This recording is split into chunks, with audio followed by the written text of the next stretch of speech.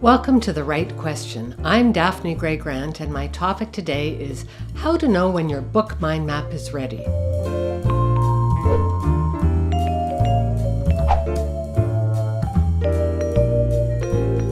I have a question from Katy Ribas, a postdoc based in Madrid, Spain.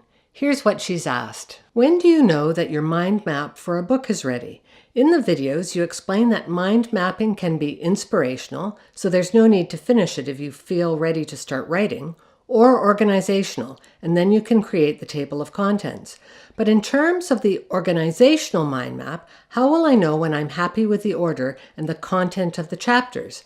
Some of the chapters are quite logical and easy, but others are more tricky. Should I start writing as soon as I have a so-so mind map, or should I keep working on it until my ideas are clear and I have a better mind map? Thanks for your interesting questions, Katy. Because some viewers might not be familiar with mind mapping, I'm providing 2 links below. One describes how to do the regular inspirational mind maps, and the other explains how to do the organizational book-oriented ones. The approach I recommend for mind mapping is similar to the one I used for writing. Don't feel you have to get it perfect while you're doing it. Getting perfection, or at least as close to it as possible, is the job of editing, not creating. And yes, this editing will be hard, time-consuming work.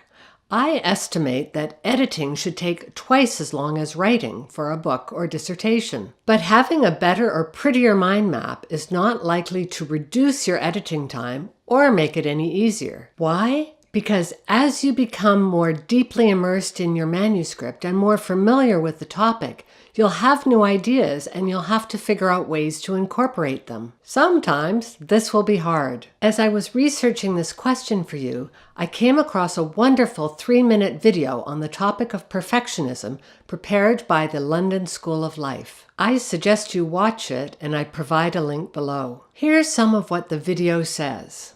Perfectionism is the unreasonable and self-defeating ambition of getting something absolutely right, which makes us difficult to be around and punishing to live within. High standards only become a problem when we think something might and should be substantially easier than it turns out to be, and when we read our struggles as marks of our own ineptitude rather than as an inevitable part of a legitimately lengthy journey. Perfectionism is only a problem because we have under-budgeted for difficulty, not because we are aiming high.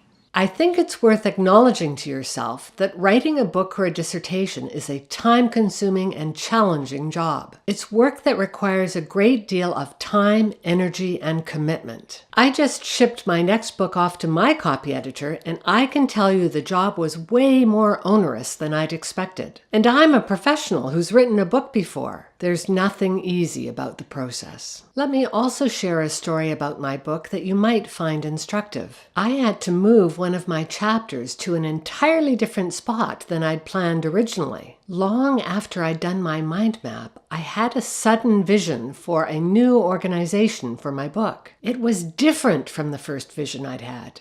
And it was better. Could I have come up with this new idea with more careful mind mapping?